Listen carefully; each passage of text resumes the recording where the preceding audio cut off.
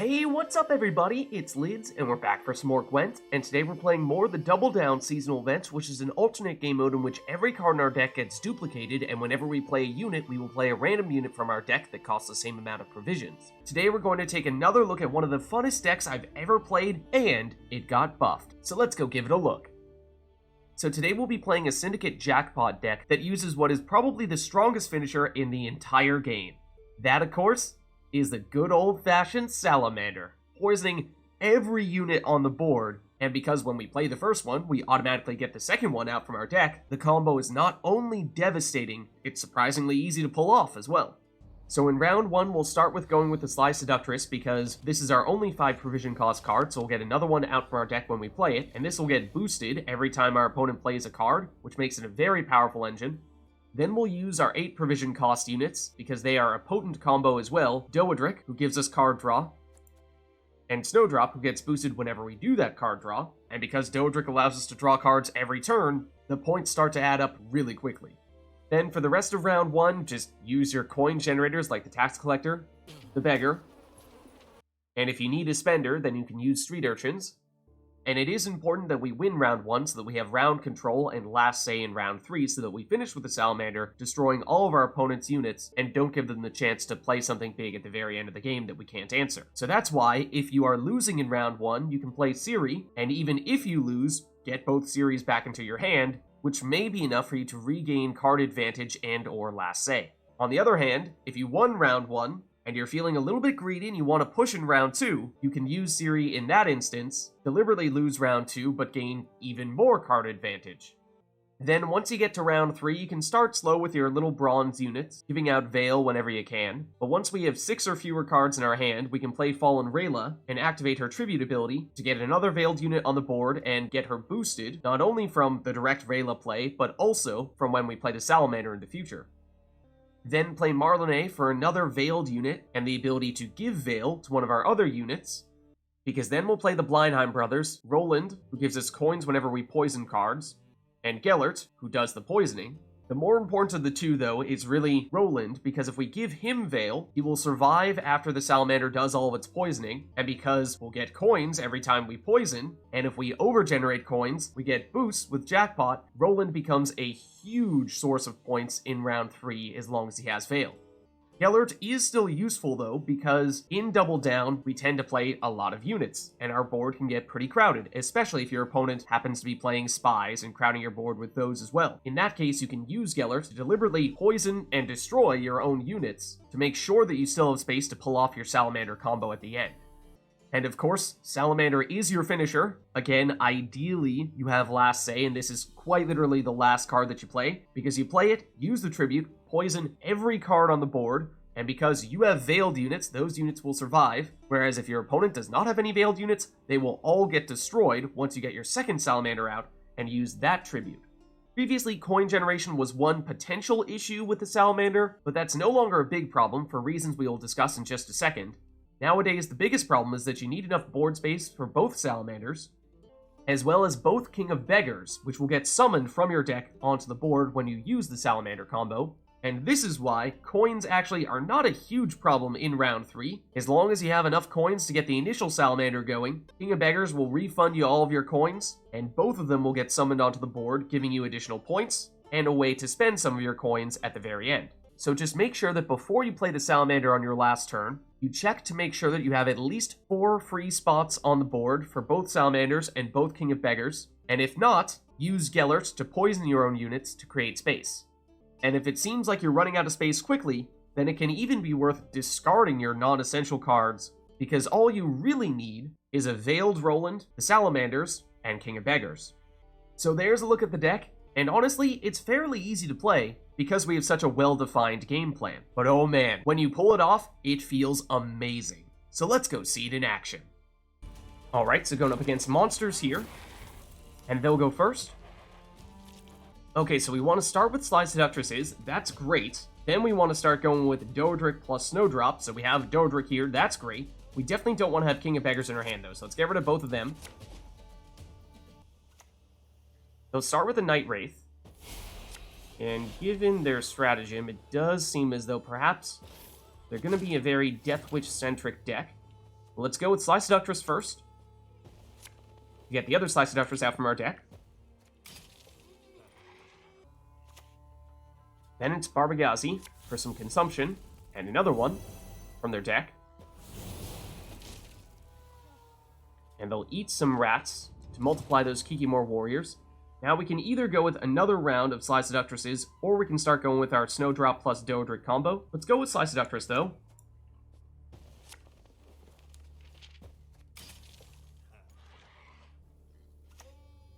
Then it's a Harpy Egg, so more Deathwish.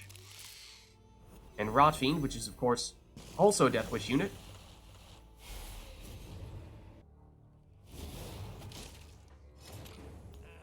Now let's go for our Snowdrop plus Doadrick combo. So they'll draw cards, and every time we do, we'll boost Snowdrop, and we can fine-tune our hand in the process. Rayla is a great card for round 3. Let's get rid of some of our Eavesdrops here.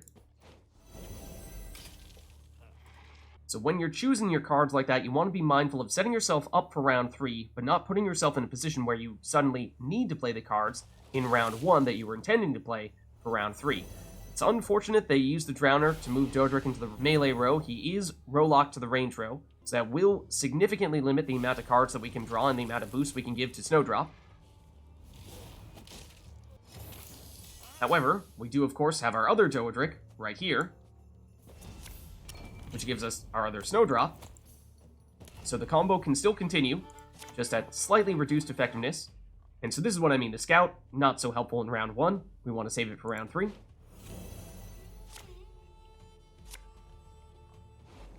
Likewise with the Fortune Teller.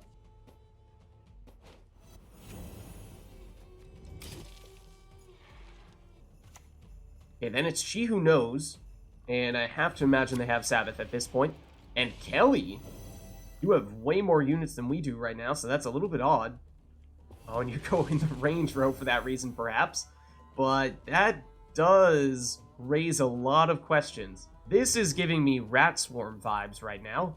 I wonder if they were intending to flood our side of the board with all the rats in the world. Because there are several Deathwish units that can do that, but it didn't look like that was their intention here, at least not in round 1. Though we may need to be ready for that in round 2 or round 3. So let's use Doadrick now, and we get the Salamander. Now that's obviously the key card for round 3, but we absolutely can't play it now. So let's dump one of these Street Urchins, and maybe play this Beggar. And we would ideally have saved the Fortune Teller for round 3, but losing one of them is not a huge deal. Let's give Veil to Snowdrop, because she's our biggest unit right now. Then it's Yrden in round 1. That is aggressive, but we do have some highly boosted units. In fact, it's a double Yrden. Super aggressive in that case, although we get a little bit of boost when you play a unit anyway. Oh, well done on triggering the Deathwish there. Did manage to get rid of one of our Sly Seductresses. I was thinking that we would still try to push here, because they have played one more card than us, so we hopefully could still catch them. Though losing a Sly Seductress does hurt. I think we still go for it, though. Let's use Doadrick. Okay, we get our other Salamander now. That's definitely not good, because we would have gotten it out anyway when we played the first one, and as we were saying before, we definitely don't want it in round 1 anyway. Now let's use the Street Urchins. And get out... Oh, okay. Another Fortune Teller is also not ideal. But let's use Street Urchins. Turn our coins into points. And we haven't caught them yet. But if they pass on their next turn, then I think combining our leader ability with playing one more card from our hand should still do the trick. And they're starting to run low on space here. So even if they want to keep playing, it's going to be tough for them to do so. But they will do so. They have to eat an Yrden, which is not terribly effective. Wild Hunt Hound, and we did have dominance until they reset us, although if you continue playing units, you might tempt fate here a bit. So yes, I do think we keep on going with Doadrick into Oneiro now. That's amazing. So let's get rid of Selective Mutation. And now let's go Oneiro into our other Oneiro. Into Beggar for coins. And so, again, Fortune Teller is unfortunate. Now that we have coins, we can use Street Urchins again. And I think, once again, the combination of leader ability plus Street Urchins spending those coins should be enough on the next turn to pass them if we'd like. However, we need to be very careful because at this point, we definitely don't want to play Salamander. We would strongly prefer not to play Rayla. We would also prefer not to play Marlene in this round. So we are relying pretty heavily on Doadrick giving us an expendable card here. And Tax Collector is expendable, so that's great. So let's get rid of Marlene. Let's use Tax Collector. And Scout, his points. And we're tied at 95 apiece. We do not have any passive point generation here, so we will still need to use our leader ability on this occasion. It's not the end of the world because we actually don't really need much coin generation for round 2 or round 3, so we really just need 1 point here unless they have anything else that is still actively generating points. Do they have dominance? I don't think they do anymore now that we've boosted up the Street Urchins, although give it an extra boost just in case. Okay, so yes, we'll win round 1 after they pushed a little bit longer than we were expecting, but they covered it for Urchin.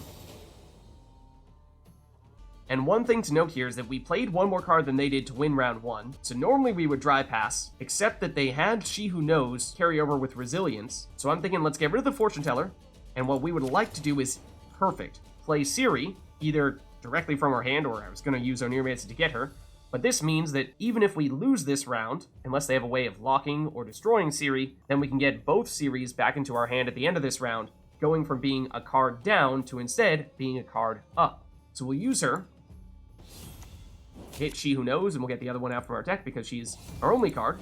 It costs this amount of provisions. Now they do need to keep on playing, otherwise we'll just win. Okay, then it's Nekarat. And as long as they can't destroy a Ciri immediately, which Rotfiend does make me a little nervous. Of course, they can't consume it immediately, but if they did, it would destroy a Ciri. And we intend to pass on our next turn, which means they probably won't take their next turn anyway, so we should still be fine. Or they're using leader ability charges here, which is a little bit odd. Oh, they're trying to get to Sabbath, perhaps. But we're going to pass here, because if we lose, we'll get both Ciris back into our hand. And they will pass as well. So that means they'll win round 2, but we'll get 2 cards back. So that was very significant because that means we went from not having last say to suddenly having card advantage and double last say. We don't need Ciri anymore though, because of course, if we lose a round, we lose the game at this point. So let's get rid of her, although we already had a Fallen Rayla. So that means that having a second Fallen Rayla is not helpful because she's our only card that costs 11 provisions. So we'll dump her. Okay, they'll start with Harpy Egg. And get another Harpy Egg.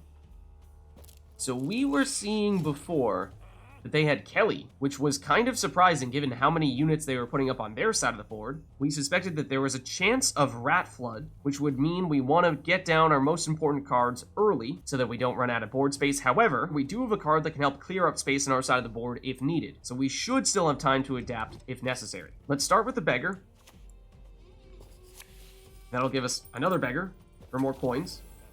And speaking of cards that are not super necessary, we could potentially destroy these Beggars if we start to run out of space.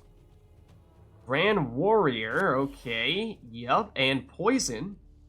Interestingly enough, as I was just saying, if you want to destroy cards on our side, it doesn't matter that much to us, because all we really need is double Salamander and ideally a few cards with Veil, just to give us a little bit of margin for error. So now let's go Street Urchins.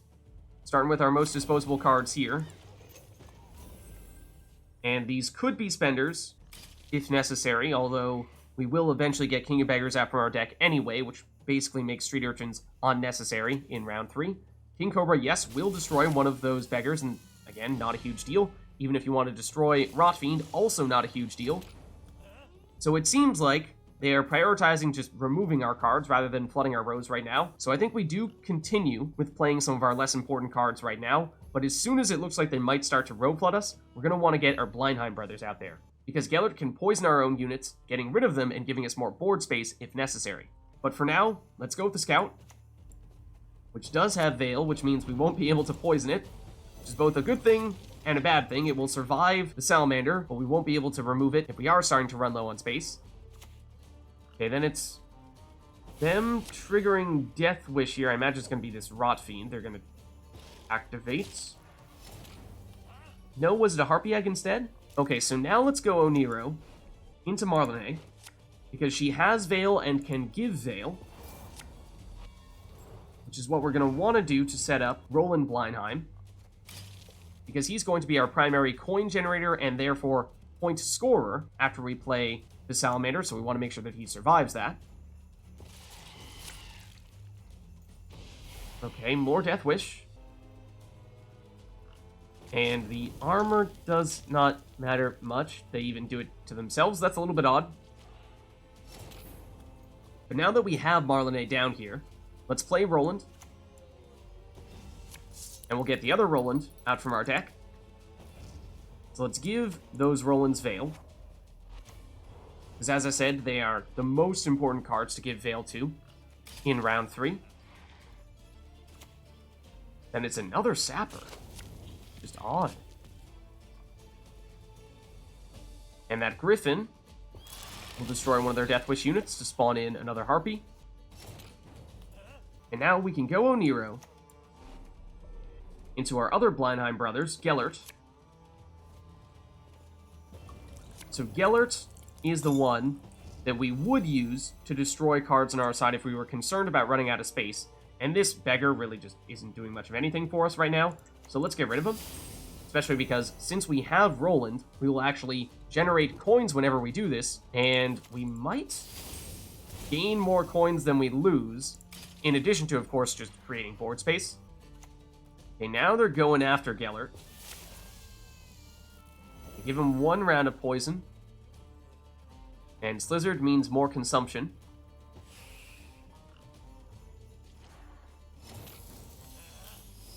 And so when we're talking about board space, what we need to think about is that on our last turn, we need enough room for both Salamanders and both King of Beggars, which are both going to come out of our deck. That means 4 cards on our last turn, in addition to whatever else we might play before that. There are 18 spots in total, which right now means we have just enough space for all of these cards. So we'll go with Ciri here. But if they do anything to put cards on our side of the board, then of course we might need to switch things up a bit.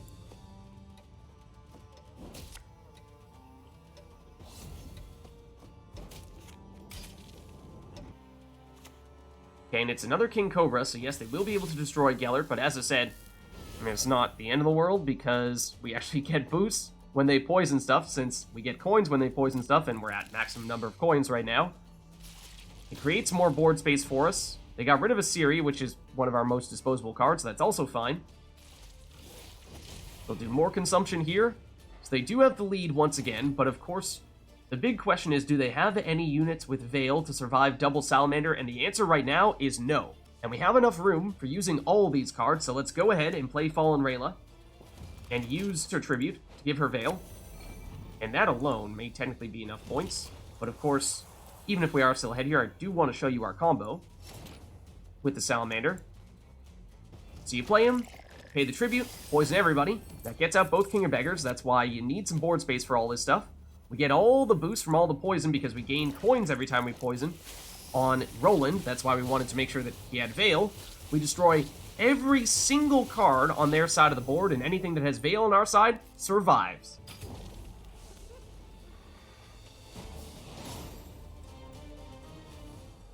Alright, so going up against monsters here. And we'll go first. Okay, so obviously we don't want to have 2 King of Beggars in our hand. Let's get rid of them, and Sly Seductress is the first card we're going to want to play. Then we'd like to use the Doadrick plus Snowdrop combo, which we don't currently have a way to do. So let's get rid of this Fortune Teller. And we definitely don't want 2 Salamanders in our hand either. Fortunately, we do have Curse Scroll, which we can use to fix our hand a bit. Let's start with the Sly Seductress.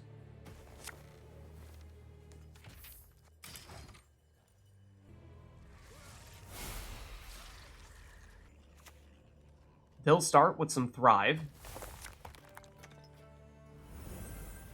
And it is already looking very thrivey. So now let's use Curse Scroll to get Oneiromancy. And let's put back our second Salamander. Then let's use Oneiro to get Snowdrop. And that'll give us the other Snowdrop. Okay, definitely don't want King of Beggars here. And we do want to have 2 Bleinheim brothers for round 3, but it is a little bit early for that. Maybe we get rid of Marlene. And with the second Snowdrop, what we really want would have been a way to get another Snowdrop plus Doadrick combo, which unfortunately we did not get. Let's get rid of Marlene, and let's get rid of a Beggar.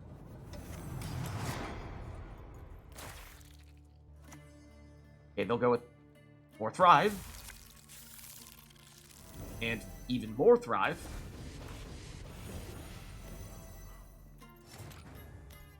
Alright, so I do want to use Eavesdrop to get rid of one of our weaker bronze cards and see if we can get away to get either another Sly Seductress or Doadrick to go along with Snowdrop. But first, let's play it a little bit safe here and just go with the Tax Collector. Generate some coins. So at the very least, we have some consistent coin generation happening. Okay, then it's Wyvern, which is also Thrive, going after the Tax Collector.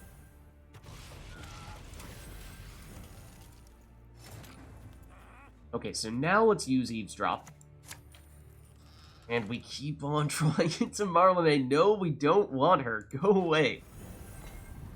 The card draw technically does give a little bit of a boost to Snowdrop, so it does help us a bit there.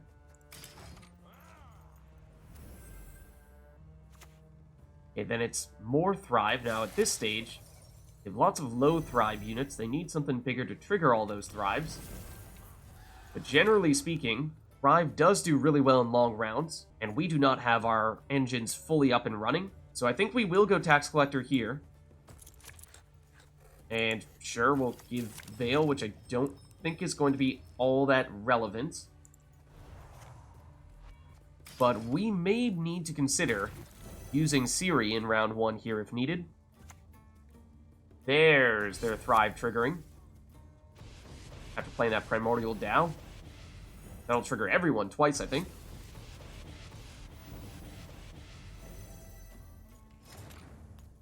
And so our only options here are Leader ability plus using Fallen Rayla, which we would like to save for round 3, which might not even be enough. I think we do probably need to go with Ciri here. And of course, not the biggest fan of damaging Thrive units. Generally not the best idea.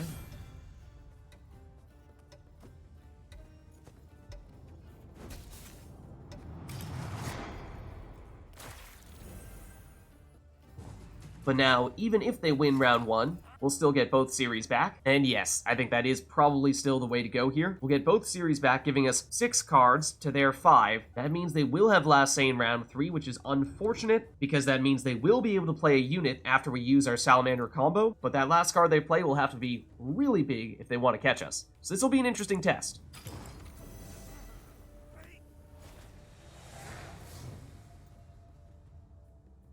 Oh, and I totally forgot to do Oneiro into Oneiro, didn't I? Because, yeah, we should have gotten both echoed copies of Oneiro, but we only got one. My bad. Let's dump the Ciris, because they're no longer all that valuable to us, since we've already lost a round. If we lose another, then it's game over. So they do drive past, since they've played one more card than we have, or more accurately, we have more cards than they do. And with 2 cards to burn here, let's use Eavesdrop and just see what we get. And I don't think Scout is what we're looking for. So then on this one, we'll just go Street Urchins. And that, of course, is all we need to win round 2. But as we said, it does mean no Last Say in round 3, so it'll be a little bit tough. We'll see if we're up to the challenge. Okay, and of course that means that some of the cards that we really wanted in round 1, like our other round of Sly Seductresses, we'll get them here. Let's get rid of Street Urchins. And Doadrick is the other card that we really wanted in round 1. Not all that helpful without Snowdrop. And otherwise, our hand is pretty well tuned for round 3, so not much more need to optimize anymore. But I think we still stick with this. And we'll go with the Sly Seductress first. Not usually a card that we plan on having in round 3, but if we can give it Veil, then that actually could turn into a pretty big unit that survives past the Salamander poison. And it seems as though they're sticking with the Thrive here.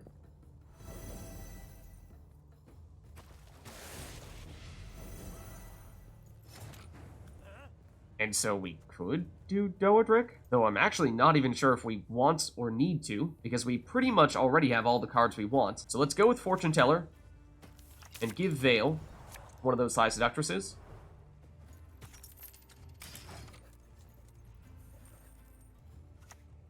Then it's Werecat, and we have row stacked a bit here. Not of our own doing, but it does give them a better deployability here. Now let's go with the Beggar, and see what we get as our other 4 provision cost card. It is another Beggar. That means lots of coins. I was hoping for potentially another Fortune Teller to give Veil to this other Sly Seductress, but no such luck. That is perhaps what we'll do with this Oneiromancy, though. A Fuka, so more Thrive. And more Thrive still. But we aren't really concerned about how many points they put up here, unless and until they give Veil to one of their units, because unless they have Veil, those cards will get destroyed by the Salamander. Let's go Oneiro. And speaking of Veil, let's give it to this Seductress. And we'll get a unit that automatically has Veil with the Scout.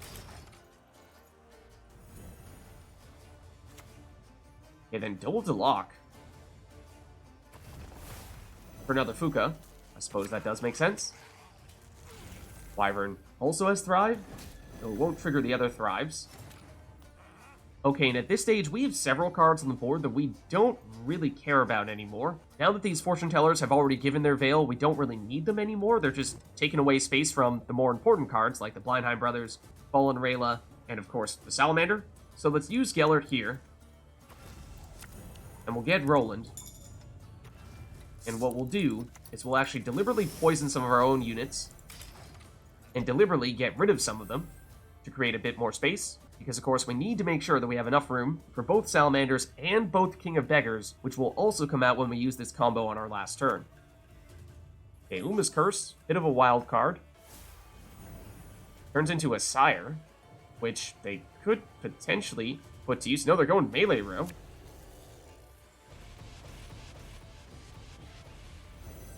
Penitent is another Thrive unit.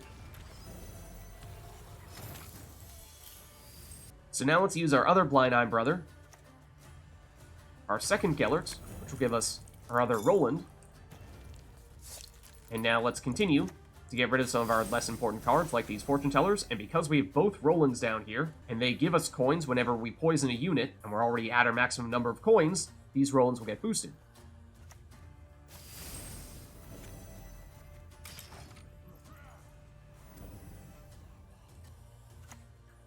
Oh, they have a Geralt. Interesting. Interesting. Good thing that they used it now. That could have been a bit of an issue if they saved that as their last card. They, of course, do have another one in their deck somewhere or in their hand. So now let's use Royal Decree to get Marlene, because with her, we can make sure that we give Veil to our Rolands, because we do want them to survive the Salamander. They will become our biggest units if that is the case, because, again, they give coins whenever we poison units, and we're going to poison a whole lot of units when we use the Salamander. Okay, triggering their Thrives, and that is a lot of damage to our range row. Not enough to wipe out any of our units, though, fortunately. So now let's give the Veils to both Rolands. And usually you would deliberately play Marlene first, and then play Roland, so that you can immediately give him the Veil, just to minimize the amount of time that Roland is on the board. But I wanted to get the Gellerts down here earlier, so we had time to get rid of some of our other units.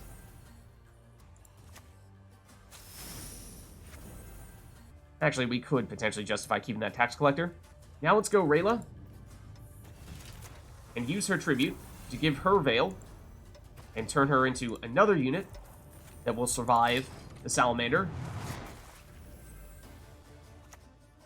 And it's Old Spear Tip. That will trigger many of those Thrives. Dandelion, I'm not sure they're going to have room for that. They do not. So they are currently in the lead. But of course that is pre-Salamander. And remember that on our last turn, we will play the Salamander from our hand, get the Salamander from our deck, and get both Kings of Beggars from our deck as well. So we need to have at least 4 spaces on the board when we do that. And we do not currently have enough room to make that happen, unless we destroy some Beggars here before we play Doadrick. And now we could use his order, of course, but we have the card that we need with the Salamander, so not going to do that. And they're out of space, so they need to discard a card. And we should have just enough space to do this combo here of Salamander, using the tribute to poison everybody. Gets down both King of Beggars. Then we go Salamander number 2. Poison everybody again.